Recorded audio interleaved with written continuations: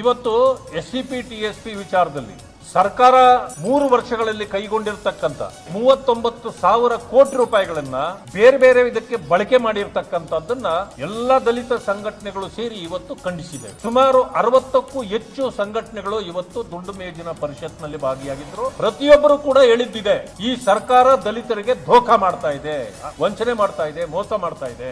ಆದ್ರಿಂದ ಈ ಸರ್ಕಾರದ ವಿರುದ್ಧವಾಗಿ ಇಡೀ ರಾಜ್ಯದಲ್ಲಿ ನಾವು ದೊಡ್ಡ ಹೋರಾಟವನ್ನ ರೂಪಿಸಬೇಕು ಅಂತಕ್ಕಂಥ ಮಾತನ್ನ ಒಕ್ಕೊರಳಿನಿಂದ ಕೇಳಿದ್ರು. ಇಲ್ಲಿ ಆಗಿರ್ತಕ್ಕಂಥದ್ದು ಏನು ಅಂತಂದ್ರೆ, 1 ವರ್ಷಕ್ಕೆ 52,000 ಕೋಟಿ ಗ್ಯಾರಂಟಿಗಳು ಬೇಕು.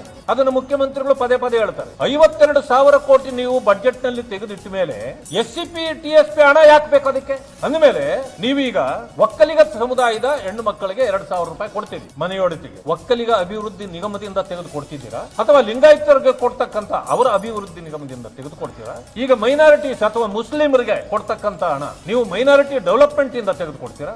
ಆದ್ರೆ ಪರಿಶಿಷ್ಟ ಜಾತಿ ವರ್ಗಗಳ ಜನರಿಗೆ ಕೊಡುವಾಗ ಅವರ ಹಣ ಯಾಕೆ ತೆಗೆದು ಕೊಡ್ತೀರಿ ಅನ್ನೋ ವಿಷಯವನ್ನ ಎಲ್ಲ ಮುಖಂಡರುಗಳು ಇವತ್ತು ಮಾತಾಡಿದ್ರು. ನಾನ್ ಕೇಳ್ತಕ್ಕಂಥದ್ದು, ನೀವು ವಂಚನೆ ಮಾಡ್ತಾ ಇದ್ದೀರಿ, ಮೋಸ ಮಾಡ್ತಾ ಇದ್ದೀರಿ. SCP TSP ಹಣ 42,000 ಕೋಟಿ ಇಟ್ಟಿದ್ದೀನಿ ಅಂತ ಜನರಿಗೆ ತೋರಿಸ್ತೀರಿ.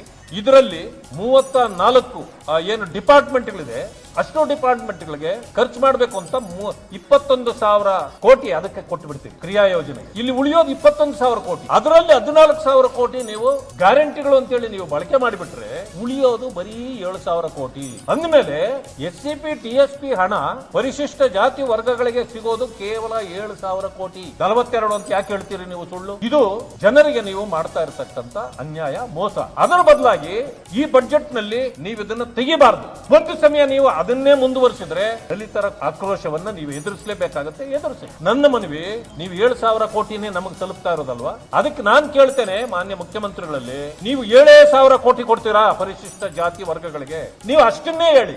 42,000 ಕೋಟಿ ಅಂತ ಹೇಳಿ ಮೋಸ ಮಾಡಬೇಡಿ. 7,000 ಕೋಟಿನೇ ನಾನು ಕೊಡಕ್ಕಾಗೋದು ಅಂತ ಹೇಳಿ. ಇವತ್ತು ವಂಚನೆ ಆಗ್ತಾ ಇರೋದ್ರಿಂದ ಇದು ಸತ್ಯವನ್ನ ಮುಖ್ಯಮಂತ್ರಿಗಳು ಒಪ್ಕೊಳ್ಬೇಕು. ಗ್ಯಾರಂಟಿಗಳಲ್ಲಿ ಇವತ್ತು ನೀವೇನು ಜನರಿಗೂ ಕೊಡ್ತಿದ್ದೀರೋ ಆ ಗ್ಯಾರಂಟಿಗಳು ಪರಿಶಿಷ್ಟ ಜಾತಿ ವರ್ಗಗಳಿಗೆ ಕೊಟ್ಟಿಲ್ಲ. ಗ್ಯಾರಂಟಿಗಳಿಗೆ ದಲಿತರು ಬಾಧ್ಯರಲ್ಲ ಅನ್ನೋದು ಈಗ ಸ್ಪಷ್ಟ ಆಗಿದೆ. ಆ ಕಾರಣದಿಂದ ದಲಿತರಿಗೆ ಗ್ಯಾರಂಟಿ ನೀವು ನಮ್ಗೆ ಇಟ್ಟಿರೋ ಹಣ ಕೊಟ್ರೆ ಅದು ಗ್ಯಾರಂಟಿ ಅಲ್ಲ. ಬೇರೆಯವರ ಗ್ಯಾರಂಟಿನೇ ಬೇರೆ, ನಮ್ಮ ಗ್ಯಾರಂಟಿನೇ ಬೇರೆ. ಅಲ್ಲಿಗೆ ಪರಿಶಿಷ್ಟ ಜಾತಿ ವರ್ಗಗಳನ್ನ ಗ್ಯಾರಂಟಿ ಹಣ ಕೊಡದೆ ನೀವು ವಂಚಿಸಿದ್ದೀರಿ ಅಂತಕ್ಕಂಥದ್ದು ಸ್ಪಷ್ಟ.